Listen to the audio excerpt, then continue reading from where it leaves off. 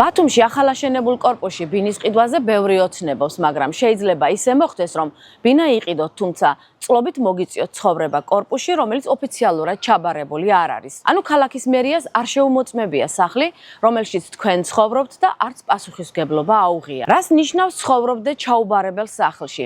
მაგალითად, თუ ჩაუბარებელ კორპუსში რაიმე პრობლემა გაჩნდება, მერიაში გიპასუხებენ, რომ კერძო ტერიტორიის პრობლემებს ვერ განიხილავენ და მშენებელ კომპანიასთან გადაგამისამართებენ. პასუხისმგებლობას იხსნიან მშენებელი კომპანიების, რადგან უმეტესობამ ბინები მშენებლობის საწყის ეტაპზე გაყიდა და ახლა პრობლემები თქვენი თავსატეხია. არიან მოქალაქეები, რომლებიც ნაყიდ ბინებში შესახლდნენ, თუმცა ვერ ირეგისტრირებენ, რადგან ბინა მშენებელს იპოთეკით აქვს დატვირთული. ბათუმში ნახავთ ისე ჩაუბარებელ კორპუსებსაც, სადაც მესაკუთრეები უკვე წლებია ცხოვრობენ, თუმცა დღემდე კომპანიის ანგარიშზე იხდიან ელექტროენერგიის და ბუნებრივი აირის გადასახადს და ეს ბევრად უფრო მაღალი ფასია. არის შემთხვევები, როცა მშენებლებმა ბინების გაყიდვის შემდეგ კორპუსებში მოსაპირკეთებელი სამუშაოებიც კი არ დაასრულეს. ბათუმში ასობით ჩაუბარებელი კორპუსია, მერია კი ამ კორპუსებზე პასუხისმგებლობას იხსნის. მცირე სტატისტიკასაც გაგიზიარებთ. მაგალითად, 2024 წელს ობიექტების ექსპლუატაციაში მიღების მოთხოვნით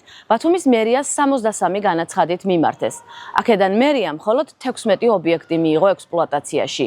უარი ეთქვა 30-ს. მაშინ როცა ოცნების ხელისუფლება იმაზე საუბრობს, რომ ქალაქი შენდება, რეალურად ამ ქალაქში მცხოვრები ადამიანების უფლებებზე, მათ საცხოვრებელ გარემოზე, უსაფრთხოებასა და სიმშვიდეზე სათანადოდ არავინ ზრუნავს.